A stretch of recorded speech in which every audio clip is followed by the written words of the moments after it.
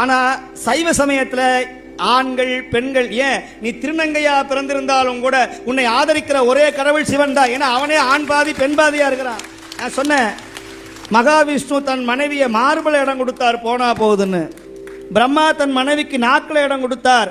ஒரே தலைவன், ஒரே ஆண்மகன் பெண்ணை தலையிலே வைத்து தன் மனைவியை பாதியா வைத்திருக்கிற ஒரே கடவுள் சிவனை தவிர வேற எவனும் கிடையாது. ஆமா, சிவன் கொடுக்க நினைச்சதை வேற எவன் தடுத்தாலும் தடுக்க முடியாது.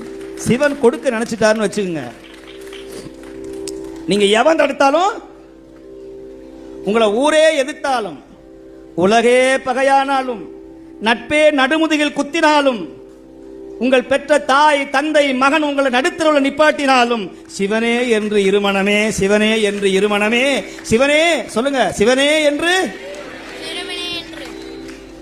ரெண்டு பேரும் சண்டை போட்டுக்குவான். அங்கிருந்து வருவான், சிவனேன்னு இருங்கடா. அப்புறம் அவனுக்கே தெரியுது சிவனேன்னு இருந்தா பிரச்சனை வராதுன்னு.